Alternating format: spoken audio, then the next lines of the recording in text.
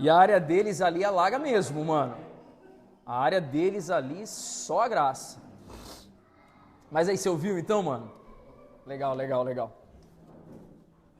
Então a gente compartilhou, gente, na semana passada, sobre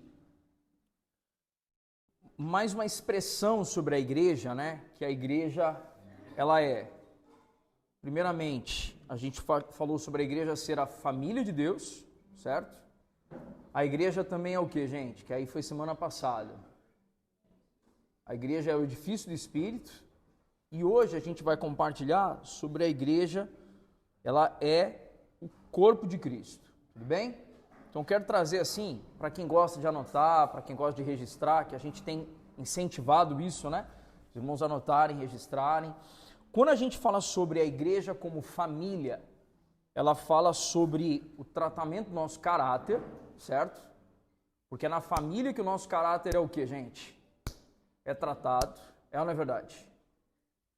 E isso vai produzir algo, isso vai produzir em nós o caráter como o caráter de Jesus. Então o propósito de vivermos em família é aprendermos a ter um coração como o coração de Jesus.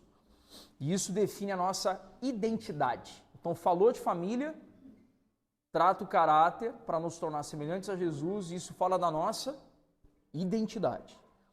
O segundo tópico que a gente abordou, o segundo ponto, é que o edifício do Espírito fala, a palavra de ênfase aqui, o destaque, é a palavra adoração, onde tem relação com aquilo que nós oferecemos ao Senhor. Nós construímos um ambiente para coletivamente oferecermos algo ao Senhor. Esse ambiente é físico, gente? Esse ambiente é físico ou não? Não, né? Esse edifício do Espírito é o ajuntamento dos santos que, quando se reúnem, oferecem a Deus adoração. E hoje a gente vai entrar na expressão corpo de Cristo. Tudo bem? Corpo de Cristo, a palavra-chave aí, o destaque, é serviço. Tudo bem? Então a palavra-chave para corpo de Cristo, qual é então? Serviço. A finalidade, qual é a finalidade? Formar cooperadores. Tudo bem?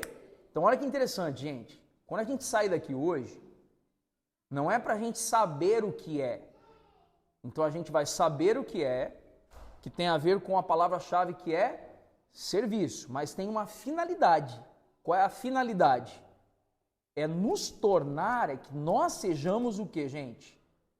Cooperadores. Tudo bem? E isso tem relação com o quê? Qual é a ação? Qual é a revelação? Qual é a manifestação disso? Tem a ver com o que fazemos. Correto? Então a palavra-chave qual é? Serviço. Finalidade, o que produz? Cooperadores. E a ação qual é? O que fazemos? Ou como servimos? E aí a pergunta que pode reverberar, que deve reverberar é: qual é o meu papel no corpo de Cristo? Essa pergunta, o legal é que a gente consiga respondê-la. Qual é o meu papel no corpo de Cristo? Porque se eu consigo saber qual é o meu papel no corpo de Cristo, aí vamos tentar enxergar a espinha dorsal aqui. Como família, eu sei que eu sou filho. Como edifício, eu sei que eu estou junto com os meus irmãos reunidos para oferecer algo ao Senhor. Como corpo, eu sei o que eu tenho que fazer para servir a Cristo e aos irmãos. E aí, gente, aí a gente vive a igreja. É ou não é verdade? A gente sabe quem é, sabe que está junto e sabe o que fazer. Olha que expressão simples. A gente sabe quem é. A gente é o quê? Cara, eu sou filho de Deus e tal. A gente sabe que está junto, porque coletivamente construímos um ambiente para o Espírito estar. E terceiro, a gente sabe o que fazer. Então não tem gente parada no corpo de Cristo. O que tem é gente que serve nos mais diversos serviços do corpo de Cristo, ofícios do corpo de Cristo, e que alguns terão maior notoriedade e outros menos, mas todos servem. Só que notoriedade aos olhos humanos, né, gente? Porque aos olhos do Senhor, Aos olhos do Senhor não tem a menor diferença. Eu que estou aqui à frente ensinando e o outro irmão que estava ali fazendo café. Porque aos olhos do Senhor, Ele vê o que está onde, gente? Onde está o nosso coração, né? É ou não é verdade? Amém? Então vamos lá? Queria incentivar vocês agora a abrir a Bíblia. Vamos lá em 1 Coríntios, capítulo 12. 1 Coríntios, capítulo 12. E eu queria pedir para alguém ler do verso 12 ao 27. Tudo bem?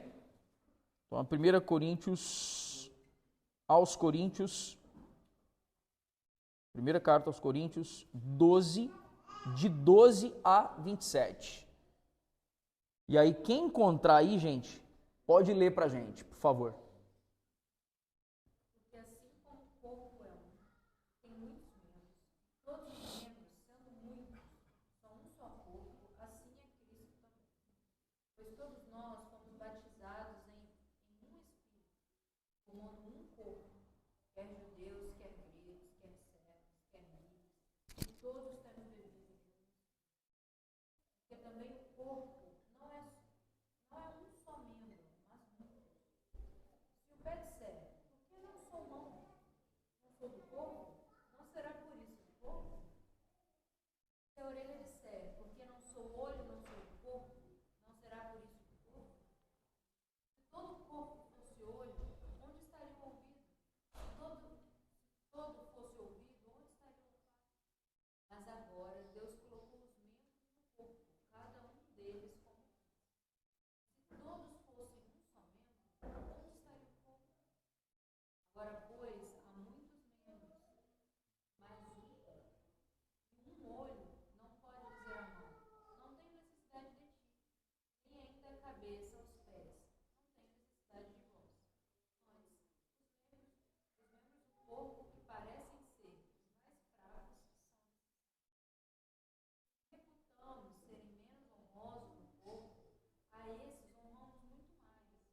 E aos que em nós são menos decorosos, damos muito mais honra. E os que em nós são mais honestos, não têm necessidade. Mas Deus assim formou o corpo, dando muito mais honra ao que tinha falta dela, para que não haja divisão no corpo, mas antes tenha um membro igual, cuidando um dos outros. De maneira que se um membro padece, todos os membros padecem com ele. E se um membro é honrado, todos os membros se regozijam com ele. Desculpa as falhas, é que eu vejo difícil. Tranquilo, lê o 27. O último verso ali, o 27. Ora, vós sois o corpo de Cristo e seus membros em particular. Legal. A minha tradução, gente, no 27, diz assim, ó. Ora, vocês são o corpo de Cristo e individualmente membros desse corpo. Tudo bem? Gente, vamos compartilhar. Deixa o texto aberto aí e a gente vai compartilhar algumas coisas. O primeiro ponto que eu quero trazer aqui é quando a gente fala sobre a importância da gente compreender a diversidade do corpo de Cristo. Então, se alguém for tomar nota aí, o primeiro tópico que eu quero construir aqui juntos é a gente compreender a diversidade do corpo de Cristo. E eu quero falar sobre pertencimento e unidade. Tudo bem? Então, compreender a diversidade do corpo no quesito pertencimento e unidade. Uma das coisas que é legal a gente enxergar, e é curioso a Thaísa, né, ter lido, né, sobre esse texto aí do corpo, e eu fico imaginando sua cabeça enquanto você estava lendo, que a Thaísa atua na área da medicina, né, e imagino que você foi lendo, e você foi, à medida que leu, você foi vendo que cada coisa ali tem a sua especialidade, tem a sua finalidade, tem as suas características, as suas lutas, as suas dificuldades, né? As enfermidades que podem acometer cada órgão, cada sentido e tal. E uma das coisas, só que eu queria fazer um ajuste, é que eu usei uma expressão na semana passada, até compartilhei com o Rafa sobre isso, que eu usei bastante a expressão metáfora, né? E se a gente for observar alguns teólogos, eu usei a expressão metáfora no sentido de uma forma de enxergar, mas não como se fosse apenas uma ilustração, porque de fato a igreja é o edifício do Espírito, a igreja é a noiva do Cordeiro, a igreja é a família da fé e a igreja é o corpo de Cristo. Amém, irmãos? Só para fazer esse ajuste de rota aí, tá bom? E diante disso, a igreja, ela é o corpo místico de Jesus. Ela é a manifestação material e tangível de seu caráter e sua obra aqui na terra. O que é legal a gente pensar? Gente, família, a gente é vinculado pelas relações, mas alguém enxerga as relações? Se alguém me vê do outro lado da rua da minha esposa, eu estou num lado da rua, minha esposa está do outro lado da rua, ninguém enxerga que ela é a minha esposa, embora haja uma relação entre nós, de uma só carne. Então a relação ela não é visível, não é perceptível, tudo bem? Ela é intangível. Quando nós falamos do edifício do Espírito, se o edifício não é material, a gente não vê esse edifício do Espírito. Mas quando a gente entra no assunto corpo de Cristo, o corpo de Cristo, gente, o corpo místico de Jesus, que é a igreja, ele é a materialização do próprio Cristo em suas obras aqui na terra. Então, quando a gente fala assim, a gente pensa no corpo humano. Se eu for beber água, eu vou com a mão pegar o meu copo aqui, certo? Se eu for andar, eu vou me colocar sobre os pés e vou me movimentar. Então, quando nós queremos ver o Cristo se movendo, o Cristo agindo, o Cristo se revelando, o meio que nós temos de revelar isso é enxergar a igreja como o que, gente? Como o corpo de Cristo. E por que o nome é corpo místico? Vocês lembram dessa conversa que a gente teve uma vez ou não?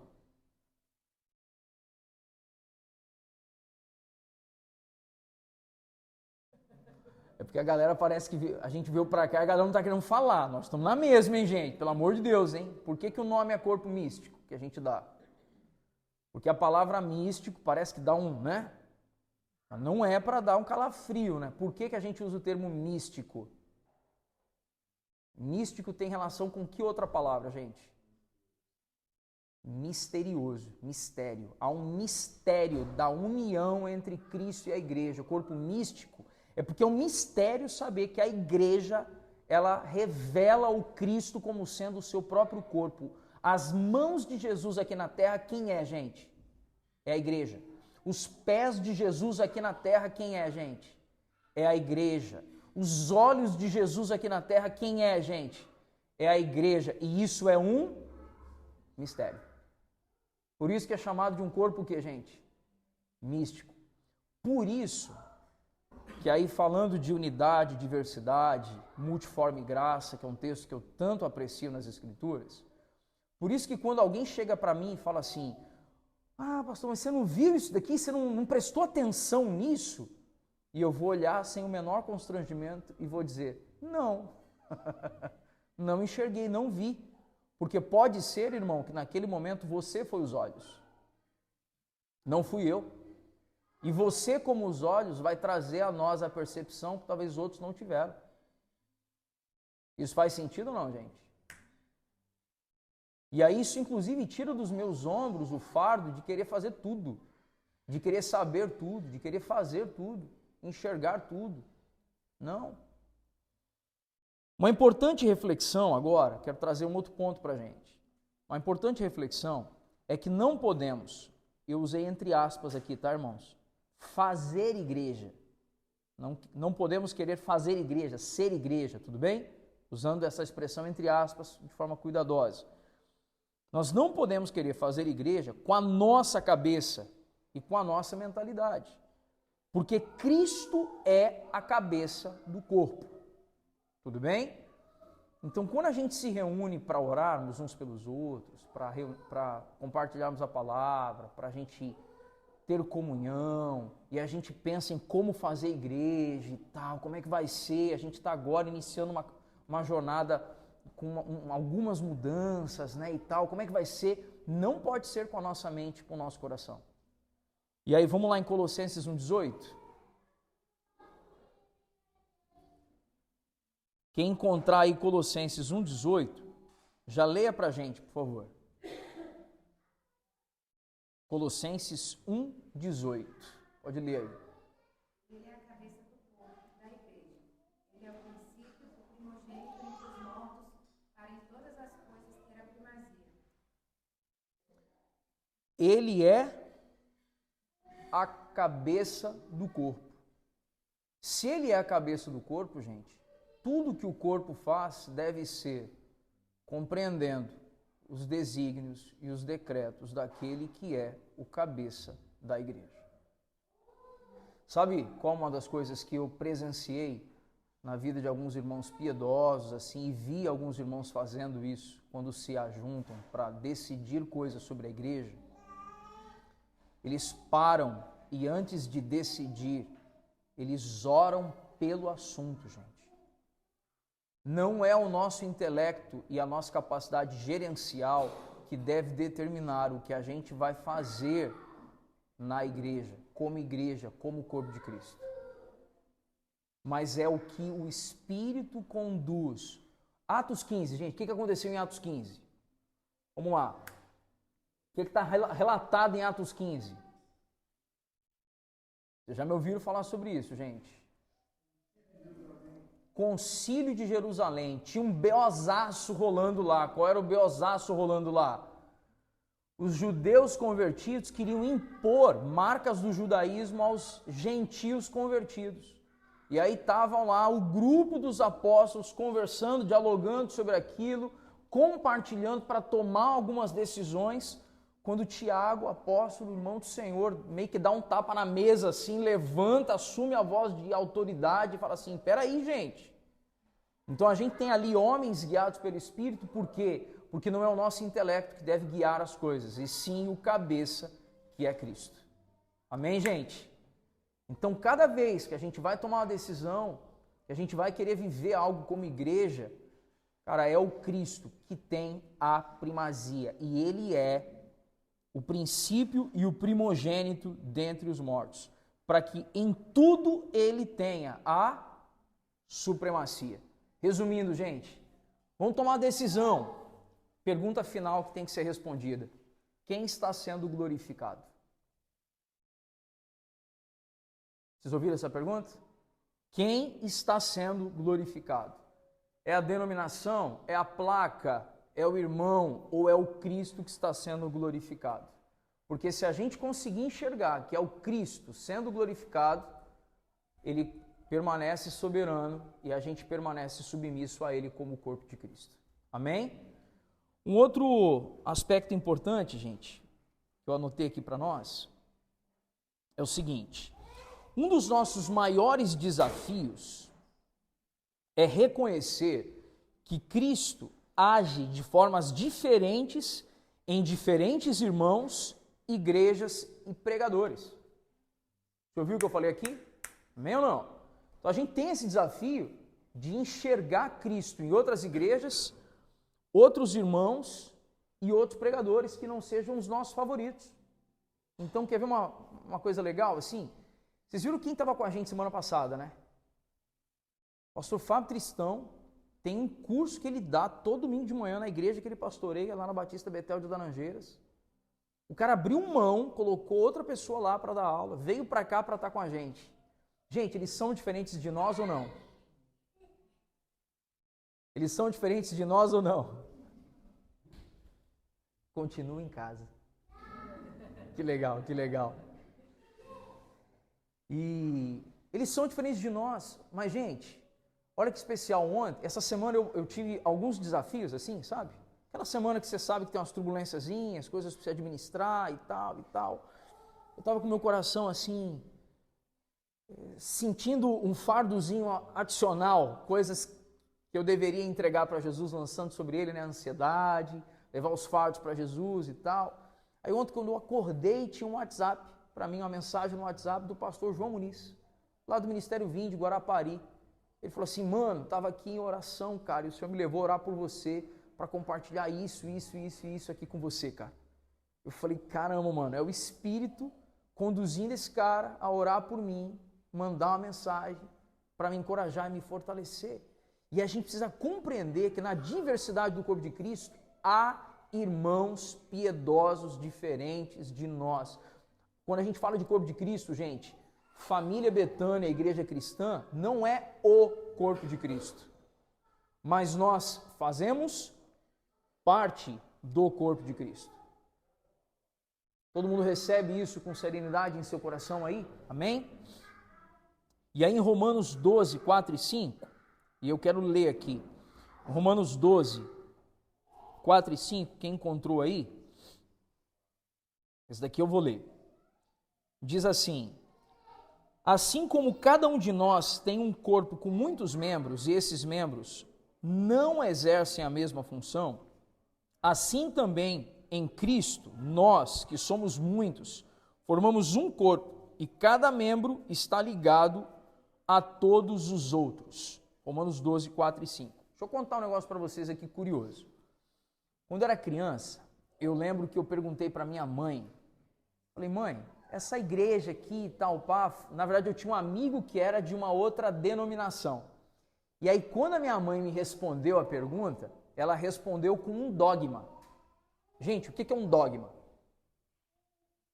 Para quem não lembra assim do que a gente costuma falar sobre dogma, um dogma é uma verdade inquestionável e que não necessariamente tem compromisso com a verdade.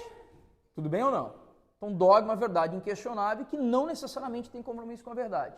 Minha mãe respondeu com um dogma que ela carregava. Só que eu era uma criança de 8, 10 anos de idade. O que você acha que aconteceu, gente? Eu abracei o dogma. Beleza? Eu abracei o dogma. E passei a olhar os irmãos de certa denominação com um certo distanciamento. Por quê? Porque eu olhava assim e falava, cara, esses caras aqui, né? Minha mãe falou e tal. E eu lembro que já na fase adulta, gente, estudando as Escrituras, o Senhor vai revelando a coisa ao nosso coração. E à medida que o Senhor vai trazendo revelação ao nosso coração, eu tive que me arrepender de olhar alguns irmãos que amam a Jesus, mas têm alguns ritos, alguns sacramentos de formas distintas de nós, e eu olhar aquilo e falar assim, cara, eu não posso olhar esses irmãos e não reconhecer que Cristo também é glorificado na vida deles.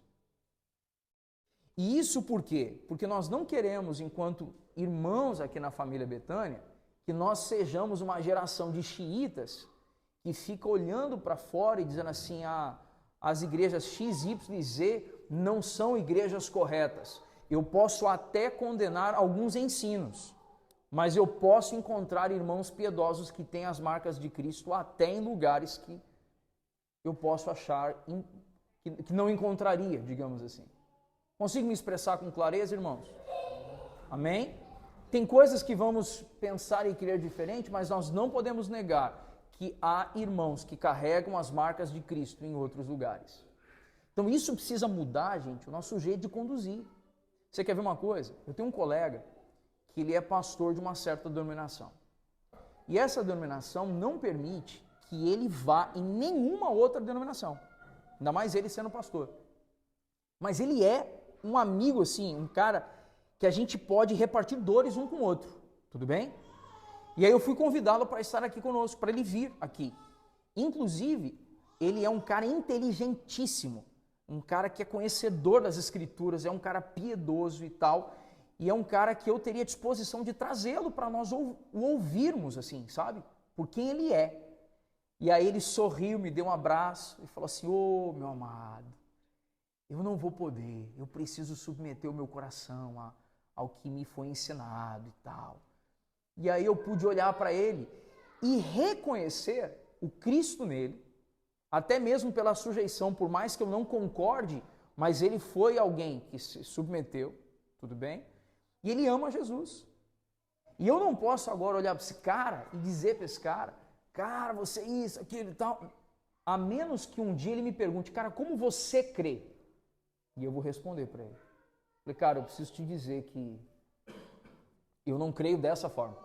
Eu creio de outra forma sobre o corpo de Cristo. Eu acho que essa atitude, talvez, que você está tomando, é uma atitude que te distancia de demais irmãos. Mas eu não preciso ser aquele que vai marretar o tempo inteiro e só afastar as pessoas, sendo um tremendo um xiita aqui. Amém, gente? Estou conseguindo me expressar com clareza? Amém? E aí eu quero trazer uma reflexão assim. Eu fiz uma anotação que foi a seguinte. Assim como Tomé só se deu conta de que Jesus tinha ressuscitado ao tocar no corpo de Jesus e ver as feridas, o mundo deve poder tocar na igreja como modo de reconhecer que Cristo é o Filho de Deus. Felipe, explique isso melhor. Todo mundo conhece a história de Tomé que não creu que Jesus tinha ressuscitado, tudo bem? E aí, o que Jesus fez para que ele pudesse crer, então? Jesus apresentou a ele o quê? As marcas. Foi ou não foi? E quando ele toca nas marcas, os olhos dele, então, são abertos, ele passa a crer que Jesus é o Filho de Deus que ressuscitou. Se a igreja é o corpo de Cristo, então o mundo deve crer por ver na igreja as marcas do Cristo. E o que é ver na igreja as marcas do Cristo? Joga aí para nós, gente. O que é ver na igreja as marcas do Cristo? Enquanto eu bebo uma água, alguém dá um berro aí e fala alguma coisa.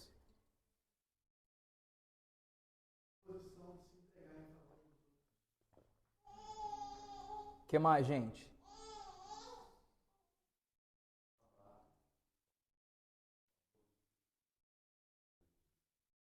Boa. O que mais, gente? Amém. O que mais?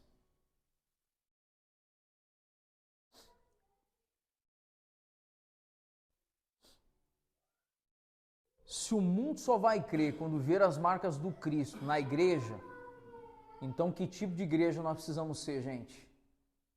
O que ninguém faz? Ninguém serve, a maioria das pessoas não serve aos outros se não tiver algum retorno, é ou não é? Cristo deu a sua vida por nós, sendo nós ainda pecadores. Então, quando que as pessoas vão enxergar que o Cristo ressurreto está revelado aqui entre nós? Vão enxergar que o Cristo ressurreto está revelado aqui entre nós quando a gente se doar uns aos outros, mas também por aqueles que não têm nada para nos dar. Vocês ouviram isso ou não, gente? Porque se doar por quem... A epístola de Pedro ensina algo muito especial para nós, que é muito fácil a gente revelar amor, a gente externar amor, né, por alguém que nos ama, certo? Mas o difícil, o desafiador é você amar e zelar por alguém que está fazendo o quê? Alguém que não está fazendo nada de mal, né? A gente ainda consegue, né? Mas o nível hard aí do exercitar o amor é você continuar fazendo o bem para alguém que te faz mal. Aí a igreja está revelando as marcas do Cristo. E o Cristo nos conduz a esse nível de compreensão, que eu acho que a gente ainda não está. Sim ou não? Fazer o bem a quem nos faz o bem, até os pagãos fazem isso.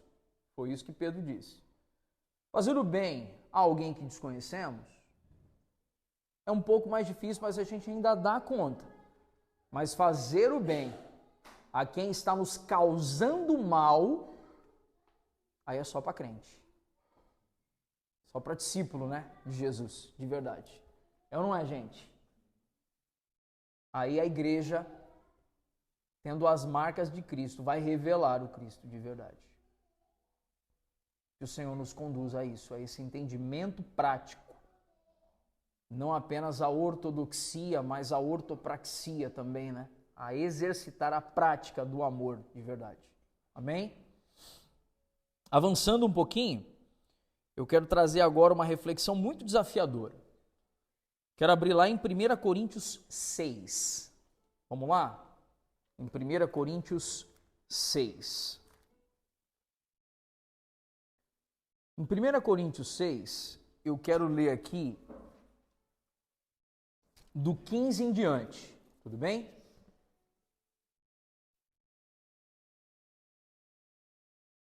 Todo mundo encontrou aí, gente? 1 Coríntios 6? Olha o que está dizendo. Vocês não sabem que o corpo de cada um de vocês é membro de Cristo? A gente para e vamos ler de novo. Vocês não sabem que o corpo de cada um de vocês é o quê? Membro de Cristo. Como assim membro de Cristo? Cristo é o cabeça e a igreja é o corpo. Então nós somos ali, como nosso corpo é parte do que então? Do corpo de Cristo. É isso que está dizendo o texto ou não é, gente? Legal? Continua. E será que eu tomaria os membros do corpo de Cristo? Que membros? Nós. Porque ele falou no início do texto que nosso corpo é membro do corpo de Cristo. Então ele está perguntando, nós tomaríamos os membros, ou seja, nós, do corpo de Cristo, e os faria membros de uma prostituta? De jeito nenhum. Então o que o autor está dizendo aqui, gente? O que Paulo está escrevendo à igreja em Corinto? Que nosso corpo é parte do corpo de Cristo. E que nós, como parte do corpo de Cristo, não poderíamos ser entregues a quem? A uma prostituta. Tudo bem? Continua ali. Verso 16 agora. Ou não sabem que o homem que se une a uma prostituta forma um só corpo com ela? Porque, como se diz, os dois se tornarão uma só carne. Mas aquele que se une ao Senhor é um só espírito com ele. Fujam da imoralidade sexual. Qualquer outro pecado que uma pessoa cometer é fora do corpo. Mas aquele que pratica imoralidade sexual peca contra o próprio corpo. Será que vocês não sabem que o corpo de vocês é santuário do Espírito Santo, que está em vocês e que vocês receberam de Deus, e que vocês não pertencem a vós mesmos? Porque vocês foram comprados por preço. Agora, pois, glorifiquem a Deus no corpo de vocês. Eu quero parar aqui, irmãos, eu quero fazer menção de algo que às vezes a gente não distingue. Quando a gente fala de pecado, pecado tem tamanho, gente? PMG ou não? Pequeno, médio, grande? Tem ou não? Vocês ficarem inseguros aí, gente? Pecado não tem tamanho, mas pecado tem efeitos. Tudo bem? Tem manifestações, expressões. E aí esse texto ele faz uma distinção. Qual a distinção que ele está fazendo, gente? Pecados o quê? Fora do corpo e pecados contra o próprio corpo. O que seriam pecados fora do corpo? Fala aí algum exemplo para nós. Soberba. O que mais? Roubar. Tudo bem? Mentir. Certo ou não? São pecados o que, gente? Fora do corpo. Mas ele fala sobre pecados o quê? Contra o próprio corpo. O que é pecado contra o próprio corpo, gente? É um pecado onde você... É como se esse lugar aqui, esse salão, tudo bem? Alguém veio e riscou, por exemplo, uma parede. Tudo bem? Ou pegou o papel de parede aqui, arrancou. Tudo bem? Tudo bem, a gente vai fazer um reparo aqui, rapidamente está resolvido. Certo? Agora, pecado contra o próprio corpo. Alguém pegou uma marreta, gente, e começou a arrebentar as colunas. Começou a bater nas paredes. Começou a bater nas divisórias ali de drywall. E aí, esse nível de destruição vai comprometer a permanência de pessoas no lugar. Vocês conseguem compreender isso ou não? Então, quando nós falamos sobre pecados contra o próprio corpo, por quê? Porque o pecado de imoralidade sexual, ele fala de estabelecimento de alianças. Olha como isso é importante, porque o texto fala que alguém que se deita com uma prostituta se torna o quê, gente? Uma só carne com ela. Então fala sobre isso. É um pecado chamado de pecado contra o próprio corpo, porque está relacionado com a realização de uma aliança. Então, aí nós entendemos, gente, o como é sério falar agora, por exemplo, sobre danos que isso pode trazer para nós. Então, quando a gente fala, por exemplo, de algumas situações sobre pecados contra o próprio corpo, há danos pessoais e há danos para o corpo de Cristo. Gente, eu quero parar agora, respirar fundo, e eu quero ser bem cuidadoso com o que eu vou dizer aqui. Queria pedir toda a atenção de vocês nesse momento aqui. Quando a gente entra em pecados sexuais, pecados de moralidade sexual, o que está acontecendo é que nós estamos arrebentando o nosso corpo, mas nós também estamos causando dano para o corpo de Cristo. E isso impacta, inclusive, quando nós entramos no assunto membresia, no assunto bíblico. A gente não vai ficar colocando régua para receber gente, não é sobre isso que nós estamos falando. Nós estamos falando que, do ponto de vista bíblico, ser parte do corpo de Cristo é estar submisso ao cabeça, é ser um com ele, então eu não posso me deitar em uma cama de prostituição. Compreendem isso ou não, gente? Porque se eu estou me deitando em uma cama de prostituição, eu estou fazendo uma aliança de me unir a alguém que não está debaixo do cabeça que é Cristo. Então isso provoca enfermidade no corpo de Cristo. Isso macula a igreja de Cristo.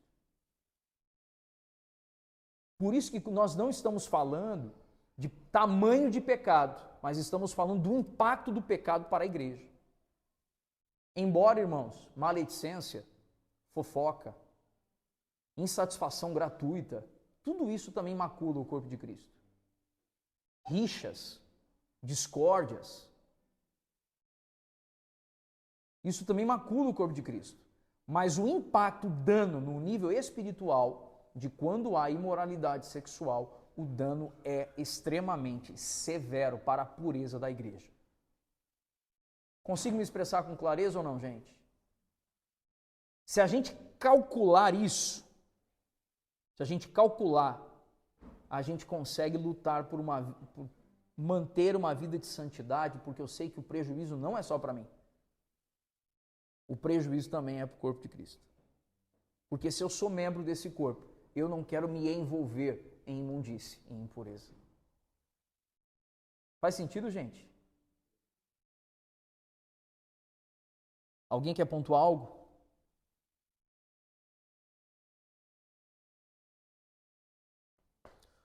Vamos então para o ponto 2. Qual era a palavra-chave para o corpo de Cristo? Qual era a palavra-chave? Serviço para formar o quê? Cooperadores. Deixa eu trazer agora o ponto 2.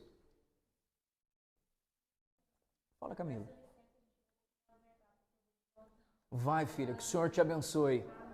Bom trabalho para ti, tá?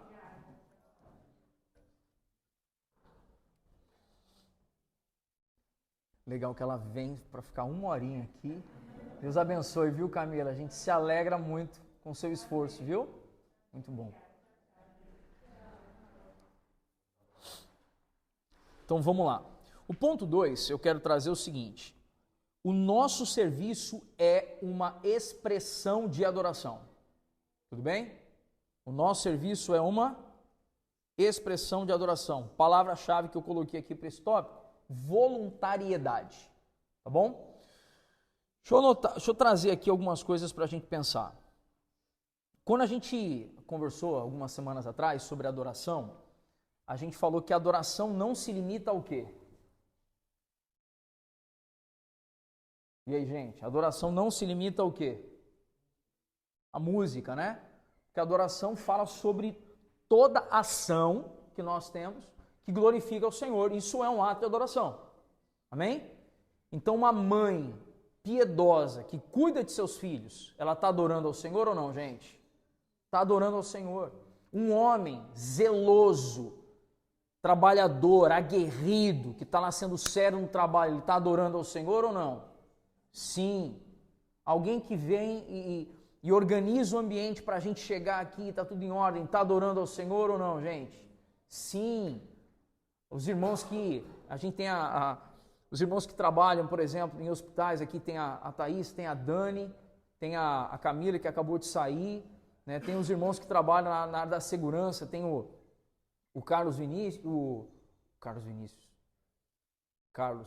não sei de onde que eu tirei Carlos Vinícius, lembrei do amigo, lembrei. O Daniel falou dele agora há pouco, fiquei com isso na cabeça.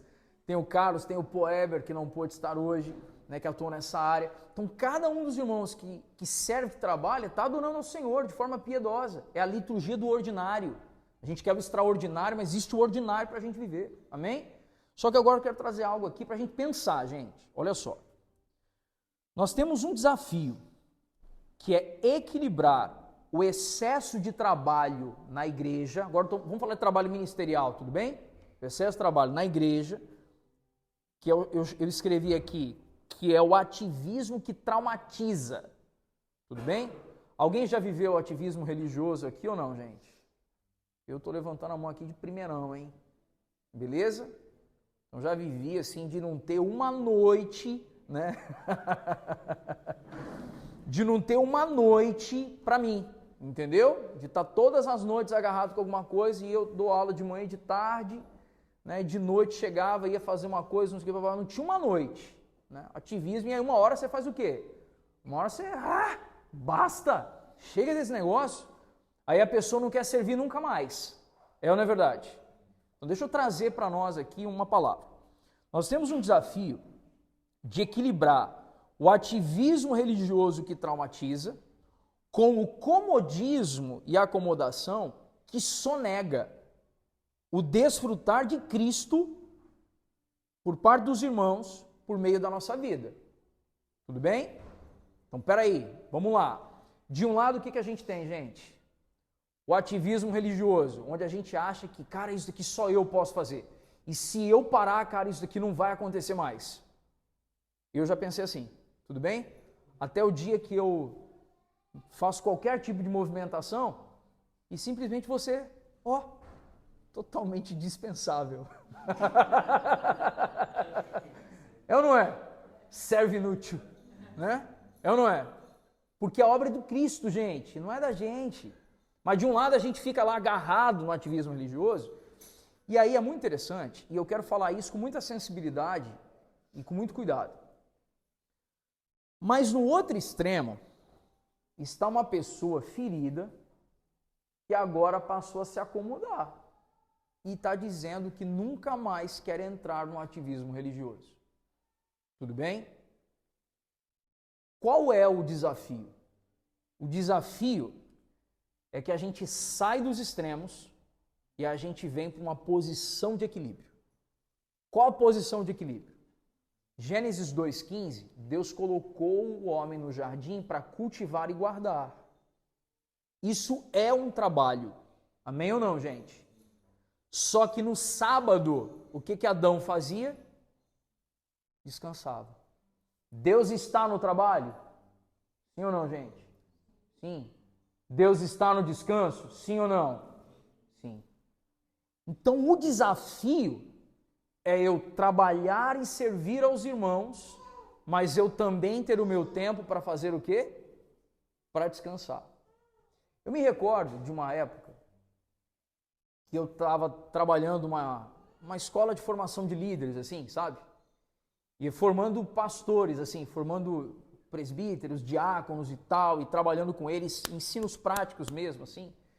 E aí eu parei num momento da aula, assim, estava com a apostila, trabalhando com eles e tal, e eu parei assim, e os irmãos olhando, era um grupo, talvez uns 30, 35 irmãos, e eu falei assim, gente, nós precisamos ser pastores e líderes, que as pessoas possam dizer não.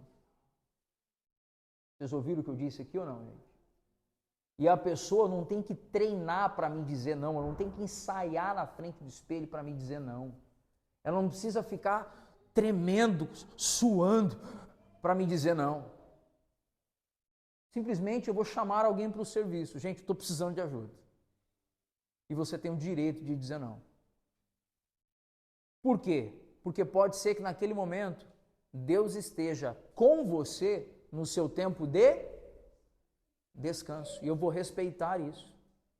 Mas onde está o desafio? O desafio está em alguém que está deitado eternamente em berço esplêndido. Entende isso ou não?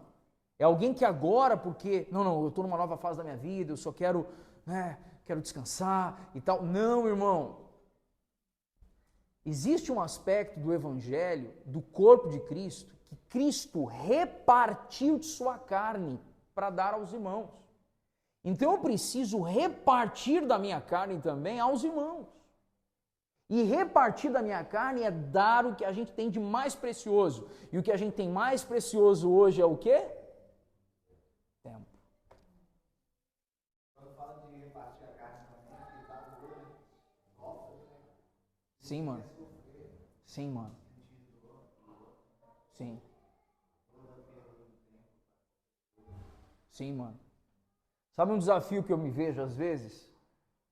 O desafio que, na verdade, assim, o desafio que eu vejo às vezes que a gente tem coletivamente, vou falar de nós assim como um todo, é que quando alguém está se doando, a gente geralmente espera que o outro também estivesse. E essa não é uma doação genuína. Porque a doação genuína, a gente se doa e não calcula que o outro não se doou. A gente só se doa. Faz sentido ou não, gente? Porque se a gente está fazendo conta que o outro não se doou, eu ainda estou com a mente na meritocracia. Eu ainda estou com a mente naquilo que o outro tem que fazer, porque a gente tem que, essa palavra, essa expressão tem que, é uma palavra que ela me dá calafrios, assim, me dá tremedeira, minha carne treme, eu fico nervoso. Essa expressão, você tem que, gente. Cristo te convida ao serviço e ao descanso. Ouviu essa expressão ou não? Cristo te convida ao serviço e ao descanso. O desafio é o equilíbrio. Buscando uma boa proporção aí, um 7. Sim. Só para o pessoal achar que é um meio. É. Tem, ó. Eu lembrei do negócio aqui, mas eu vou me privar. Mas faz sentido ou não, gente? Esse equilíbrio? Por quê? Porque hoje, gente, vamos lá. Hoje, por exemplo, se você me perguntar assim, pastor, tem algo para fazer? Qual é a minha resposta? Tem.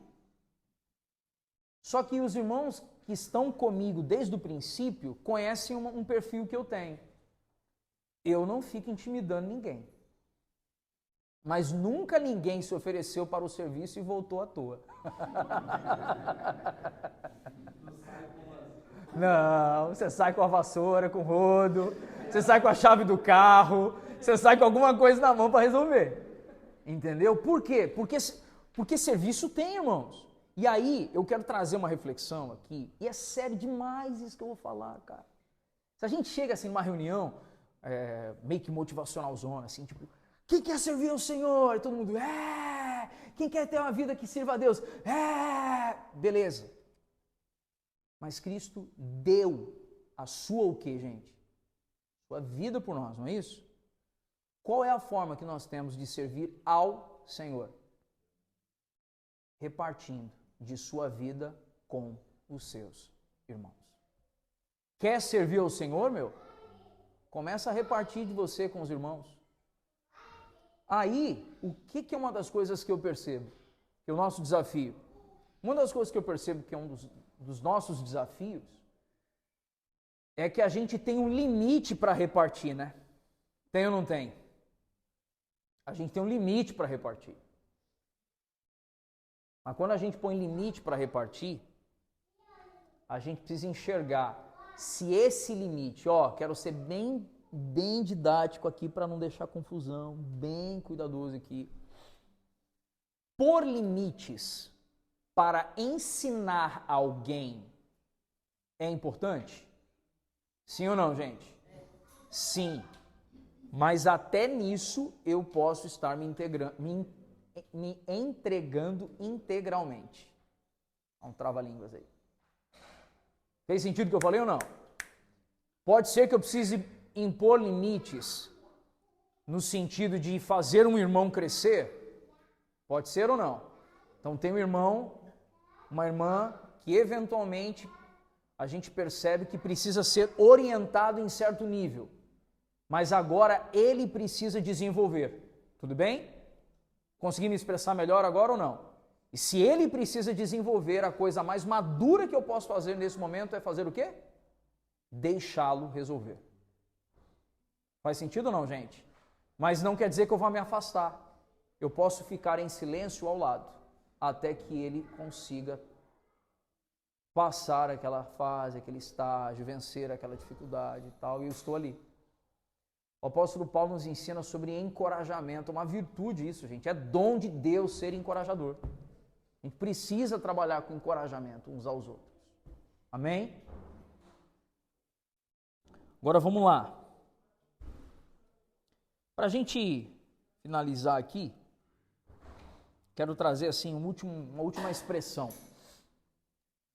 Nós precisamos ter essa consciência.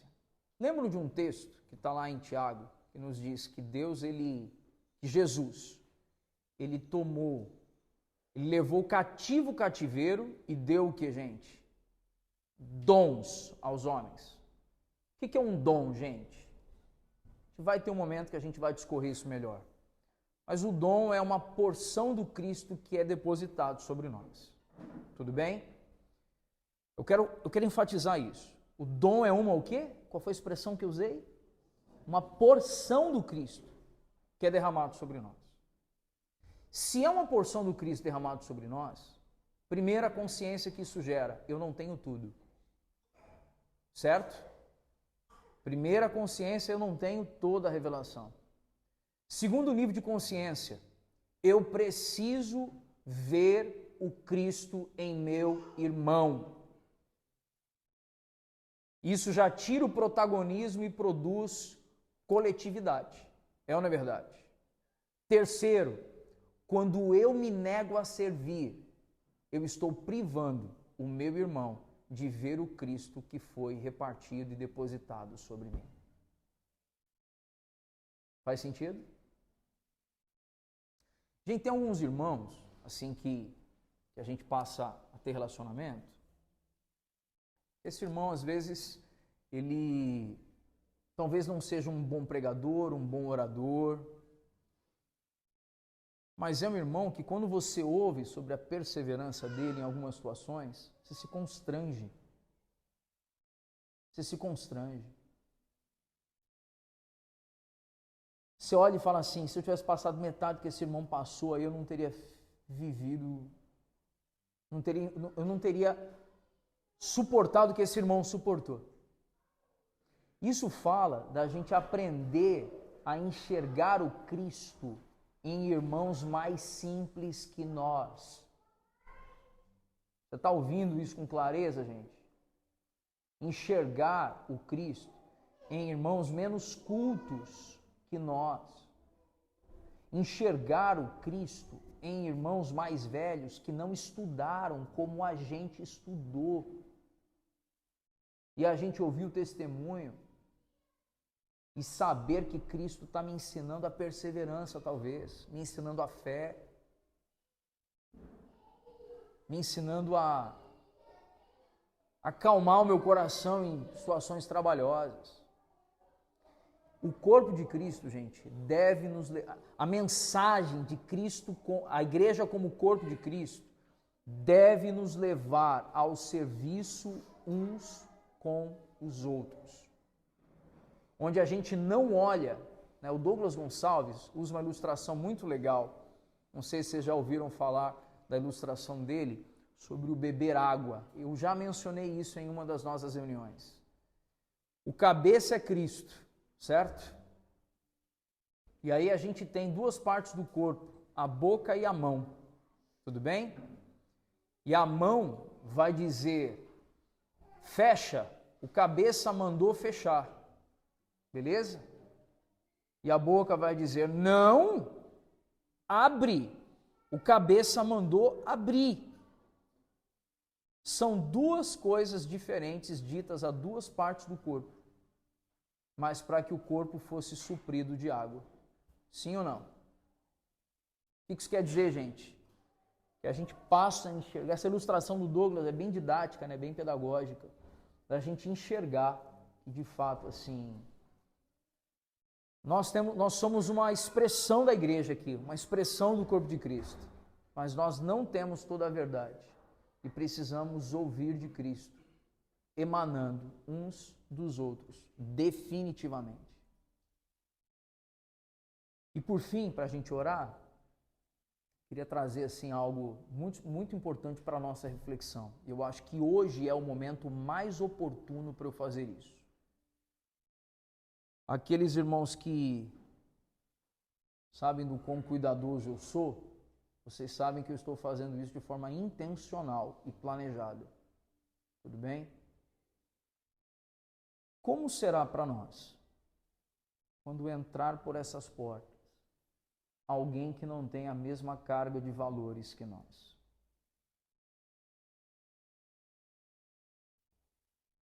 Tudo bem?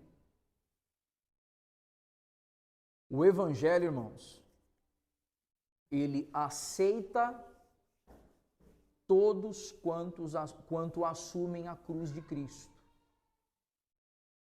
E a gente tem que propiciar um ambiente em que qualquer um possa entrar, ouvir, se arrepender e entrar pela porta que é estreita, mas está aberta. Ouviram isso, irmãos? A porta é estreita, mas ela está aberta. E o nosso comportamento, a nossa conduta, a nossa tratativa, ela vai ser imprescindível se algumas pessoas escolherão abandonar velhas práticas para se render a Cristo e assumirem a obra da regeneração, ou se não mais retornarão ao nosso meio. Quero deixar isso de forma intencional para os irmãos. Amém ou não, gente? Amém?